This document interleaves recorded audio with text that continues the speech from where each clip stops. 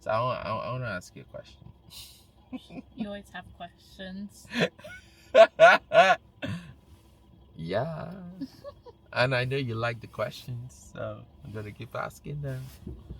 So, do you think investing in condos in Calgary is a good idea? Depends on where you are in your portfolio. Okay.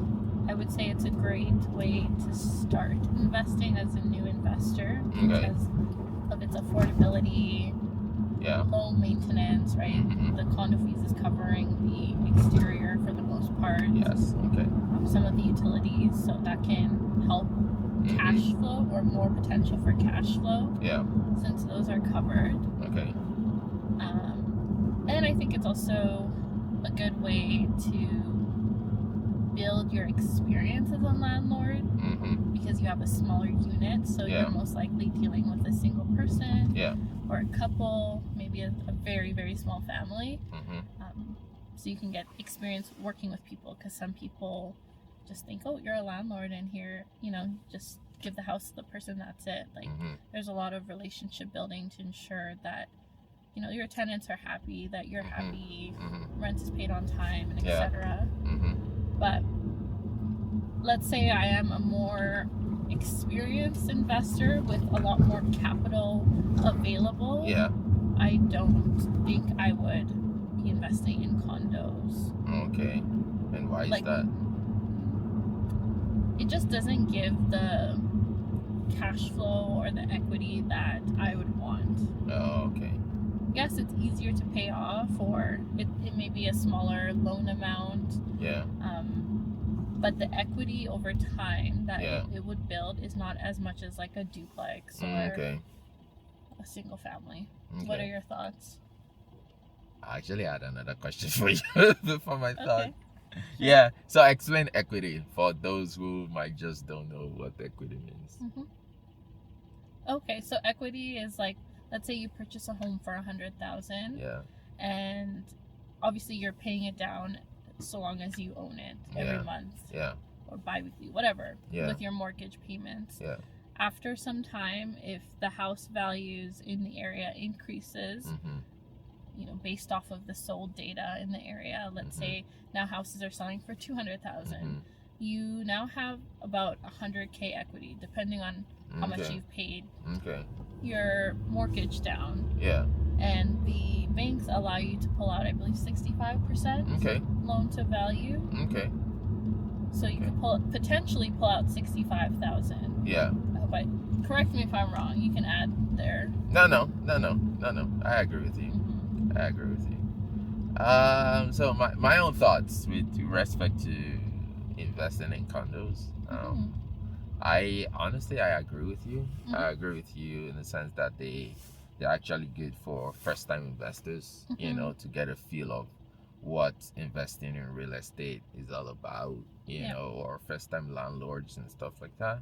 I know, so the other thing that I do know about condos is that, so first of all, I just want to clarify that, because a lot of times when people hear condos, they think it's a building structure, without realizing that condos actually, the word condominium, right, is from a Latin word that actually means shared, right? So condos are actually a type of ownership, and underneath that type of ownership, you have apartments, you have townhomes, you have some duplexes, some villas, so anything that you're sharing, amenities the same set, and then you're paying for the maintenance of those amenities as a condo. So in the context of this whole discussion, we're talking about apartments, condominium apartments.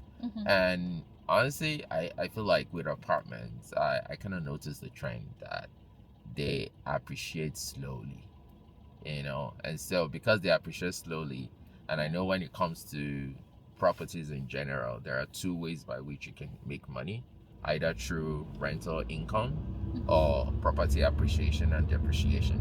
And so in terms of investing in condos, I think having a good goal and the right strategy is way more important than thinking about the dollar amount or the cash flow you make.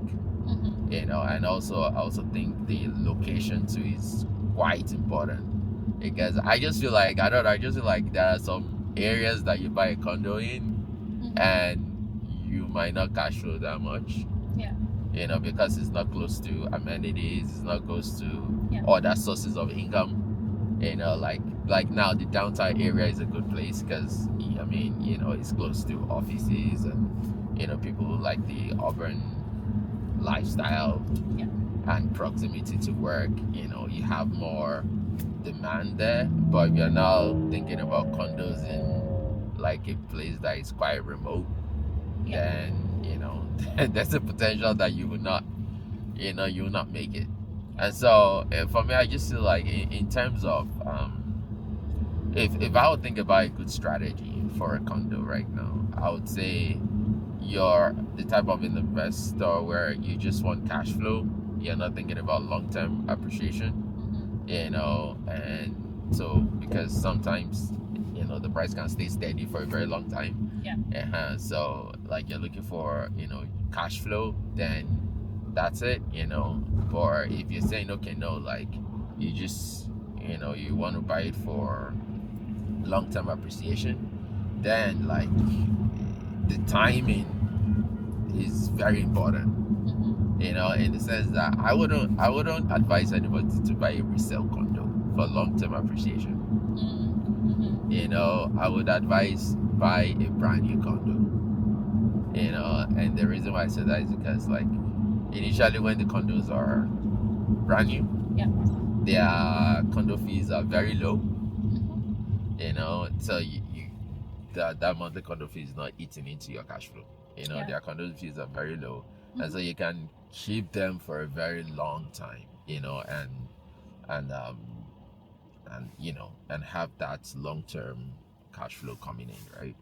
But if you buy a resale where like the condo fees are already high, because as the building gets older, the condo fees gets higher. You know, then that's a little bit more riskier. So those are just like, if you're my own perspective, like they are good for first time, but then at the same time you need to have a strategy and a goal, because there are other factors that can work against you if you don't, you know, take a look at if you're really not in the condo investing for long term, then it's not really worth it, I would say. Like, it's great that it cash flows every month, but you see a lot, even like now, where people have bought maybe 5-10 years ago for 300 and they're actually selling right now for 280. So you're thinking, like, why would they even sell, or what was the point of even purchasing something like this?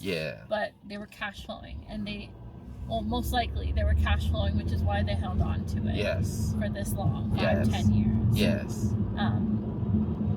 But I would even say I'd hold it even for a little bit longer than 5-10 years, so long as it cash flows. But there's a risk with condos, is that there's special assessments, there's condo fee increases. It depends on everyone living in that complex. If everyone's maintaining it very well, taking care of it, then condo fees will stay relatively the same, or you know, not as high as some other buildings. But there's those odd cases to consider where, you know, you'll get slapped with a $20,000 assessment after owning it for 5 years. Because, you know, they didn't save enough money for the roof. Things like that. But there's risk in any investment as well. That's something to remember. So as much as people say they wouldn't invest in condos because of, you know, the low appreciation or the risk of getting a special assessment, it's the same thing if you got a single family home. There's a risk of a fire, risk of hail, risk of, you know, tenants damaging it, or risk of having it vacant for a whole year. So there's risk with everything. So don't just rule out condos just because someone else is saying that, or a couple things. Any investment has risk. You just have to determine what your risk level is. So okay, it brings another question that is not part of the topic, but I just want to ask anyways. So what property do you think has the lowest risk to invest in? Because and the reason why I'm asking this is because if I were to be a first time real estate investor, right, I would want to go into something that is less risky. Yeah. You know, I would want to go into something that is less risky. And you know, I like your part.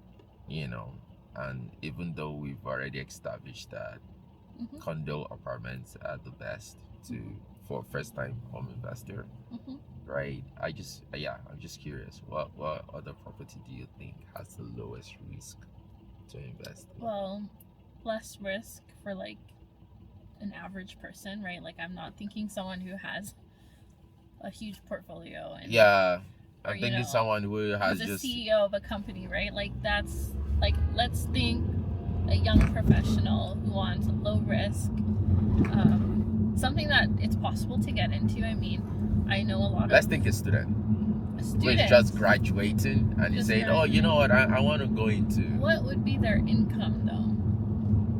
That's the question. Because, the camera fell a little bit. Oh, okay. There you go. Yeah. Oh, okay. And like, who is honking, first of all? Wait, someone is honking at us? I don't know if it was to us, but that just pissed me off. Oh, yeah? But...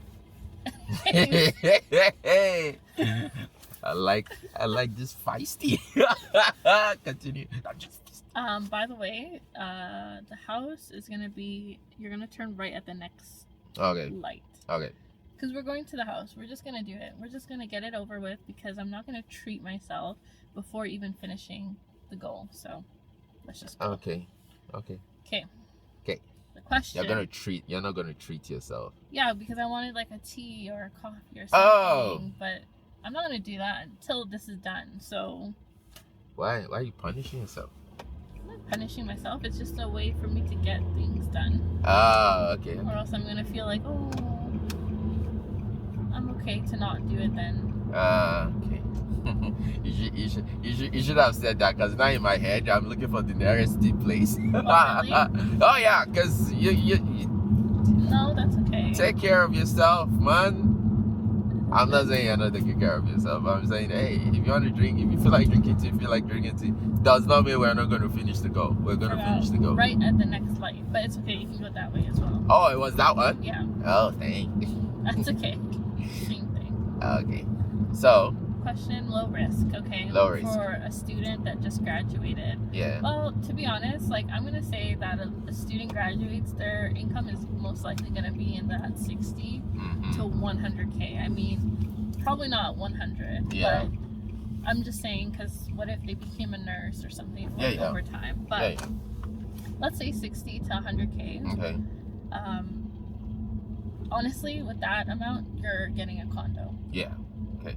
So at this point, without hesitation, I would invest in a condo in an older building. Okay. In downtown, because you can definitely find some for under 250,000 for sure, all the way straight. Okay. Under 250,000, and they all, I mean, not all. Some of them have low condo fees.